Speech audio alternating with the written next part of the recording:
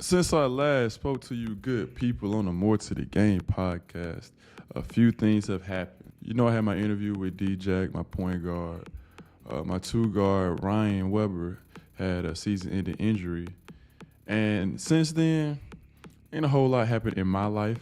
You know, basketball's still been going well, but it's a lot going on in these streets, these sports streets, these Europe streets. And we back on the potty yachty today.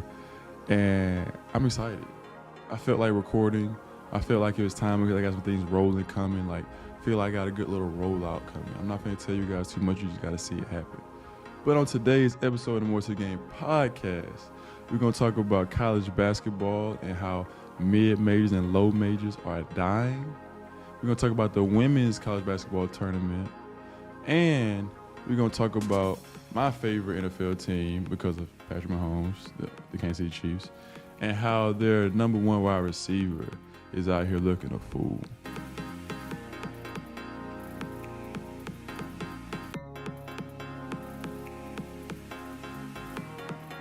I hope everybody enjoyed their Easter Sunday, their Resurrection Sunday, their Sunday in general, no matter your religious affiliation.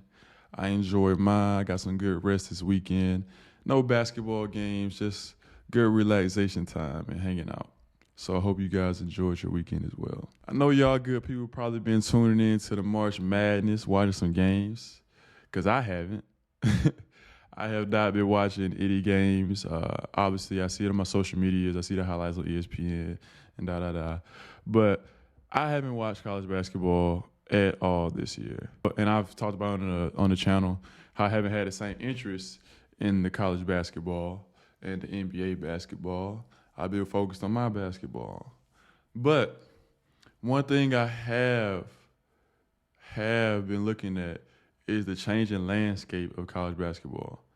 And before we even get to that point, I want to shout out my coaching staff in college, the Hampton basketball staff that was there while I was there, and the guys that stayed on the staff until this year. My head coach got fired, and I wish him the best of luck. I already reached out to him when it happened. They got a new guy coming in.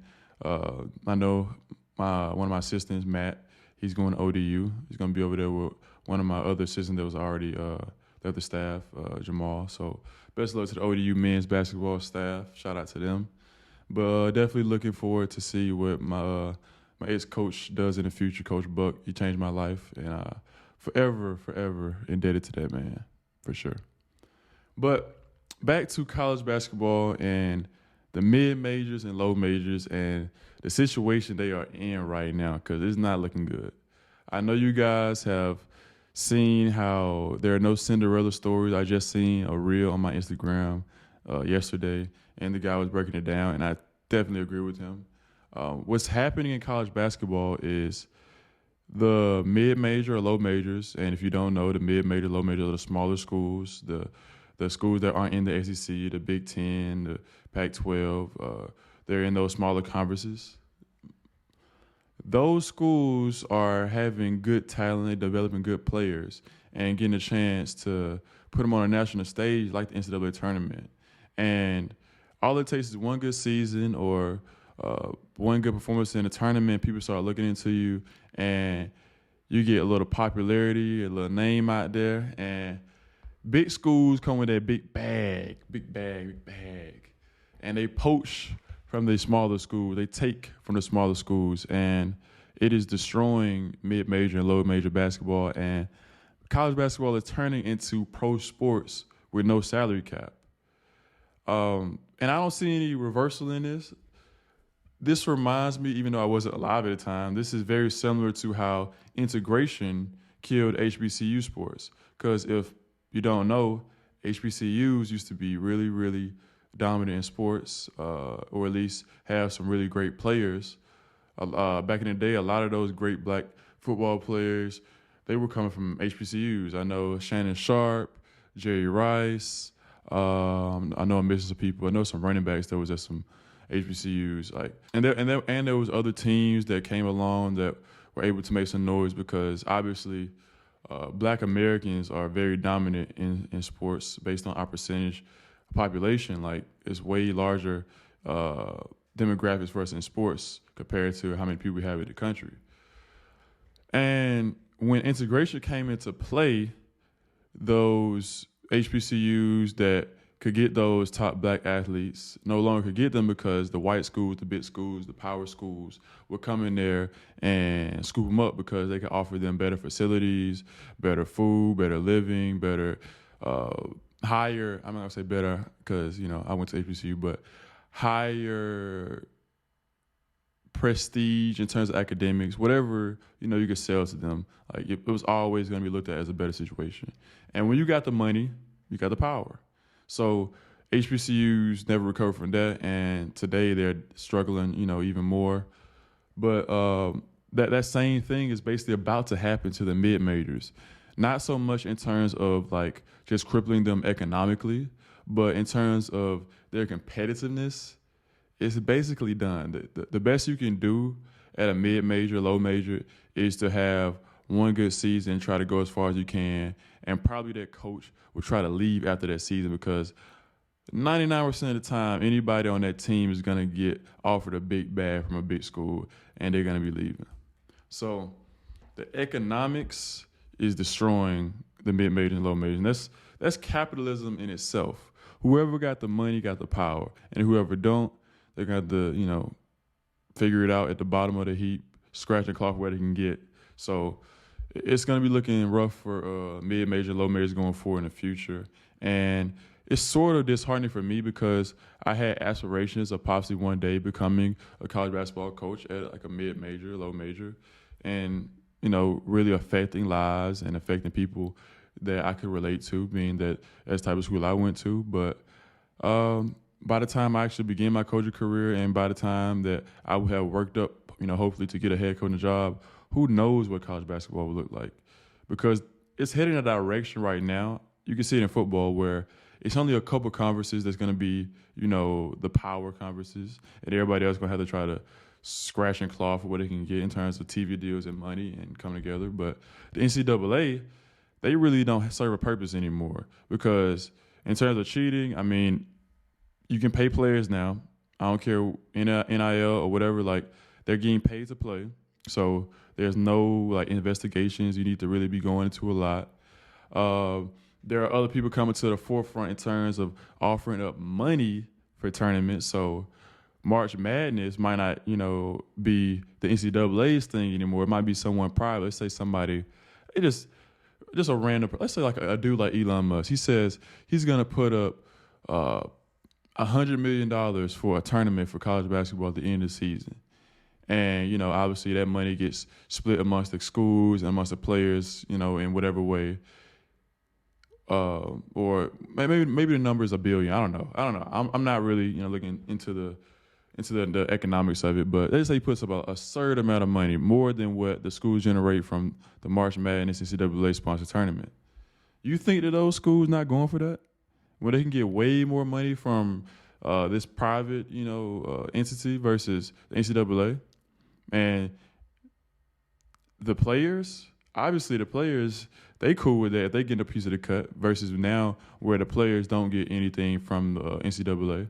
So, with the NIL going rampant and just taking over college sports in general, it's not looking too good for anything that is it's not looking too good for anything that is withstanding right now. The NCAA is in trouble. The small and mid majors are in trouble. The big power schools, they're not going to be in trouble, but they're going to have to really pay to play. Like they're going to have to decrease those margins a little bit. All that money that was just coming straight in, they're going to have to have some costs associated with that in terms of employing coaches and players. And whatever, like it's changing, and I'm not a big fan of it because you don't really learn the players anymore or develop any stories around the schools and players. Like it's just mid NBA right now, but that's how it is. Kudos to the guys making money off of it. I wish I could have made money in college like that, but you got to take the good with the bad.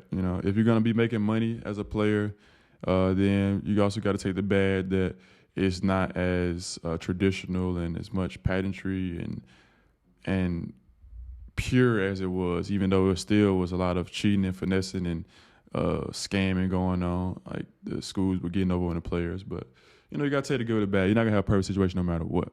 But that brings me to the women's tournament. I have not watched the women's tournament either, so I can't really speak too much on it.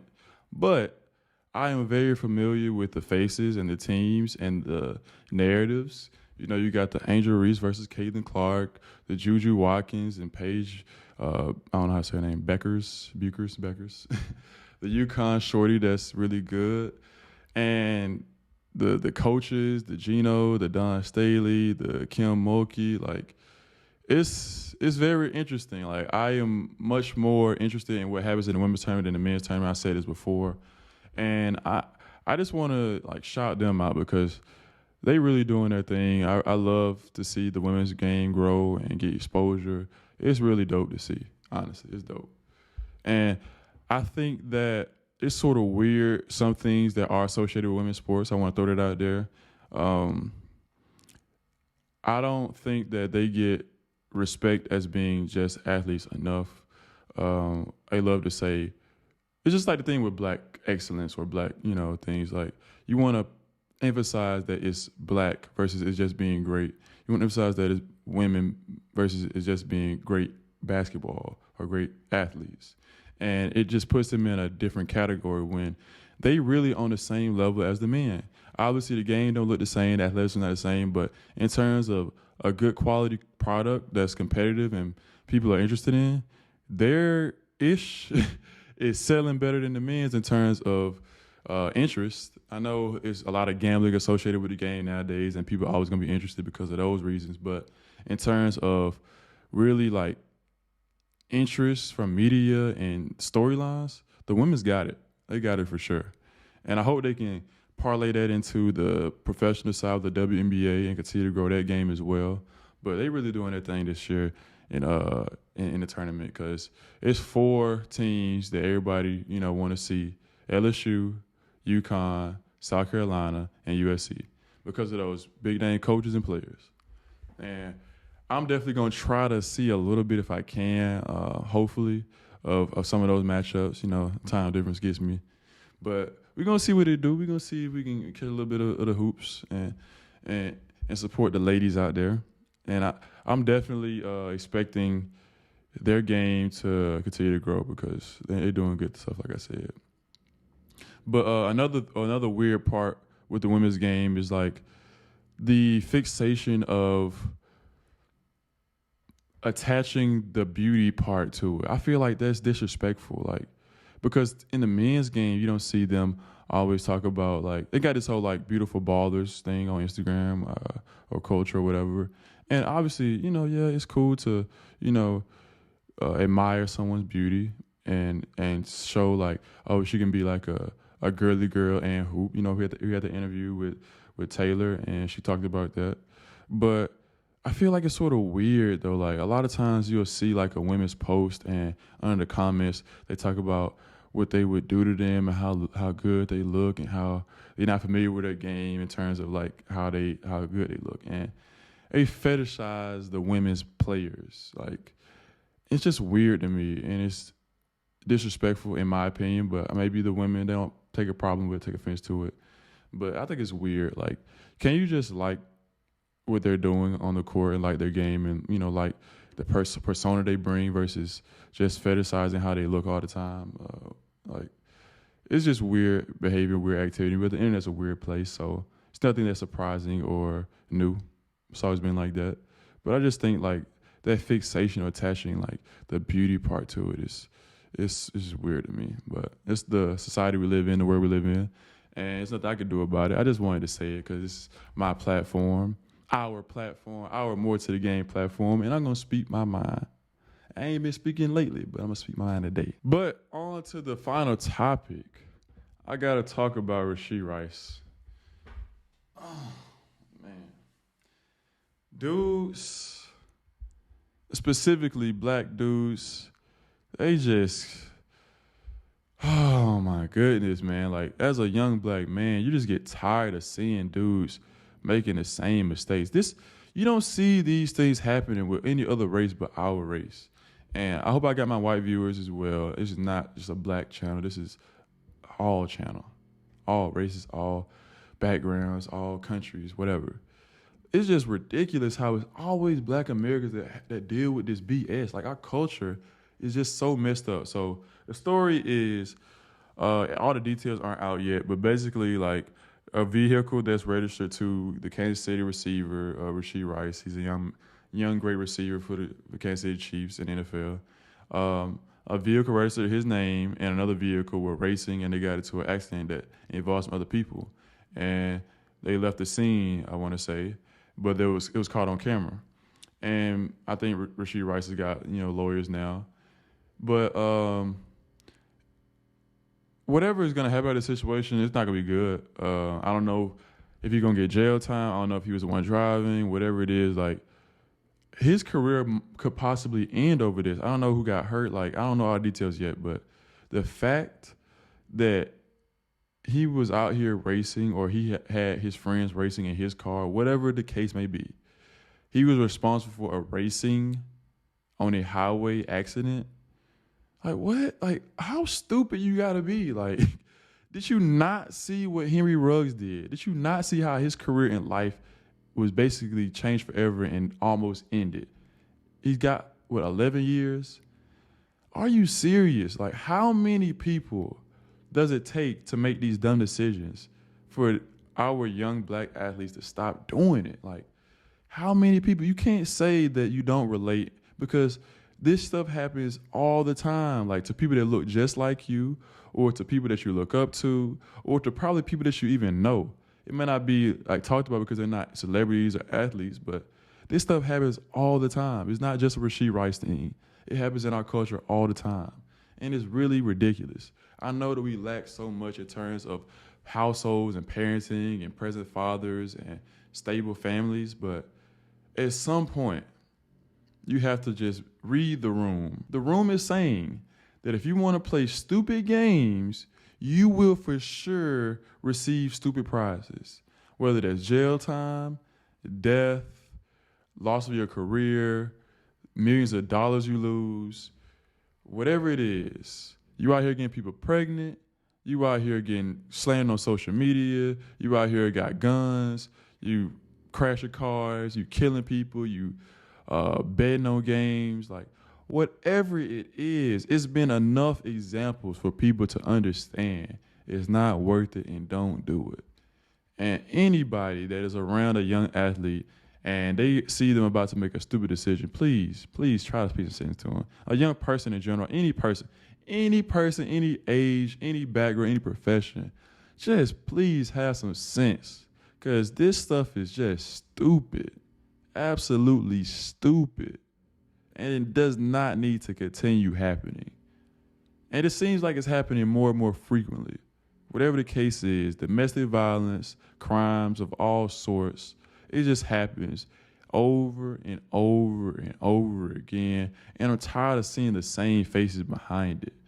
Like, if people genuinely do care in the black community about black excellence and black pride and all that stuff, we cannot continue to support these shenanigans. Like, we're ruining our kids, our youth's future by enabling this stuff. Like, it's just sad, man. I'm done talking about it because it's stupid, and I don't want to talk about stupid stuff no more. But I had to bring it up because I had to get off my chest. But I hope you guys enjoyed today's episode. Most of the game, we are back. Drop the episodes as frequently as possible. I got some stuff coming. You're gonna have to see. I promise you it's coming. Wait, be patient. It will happen.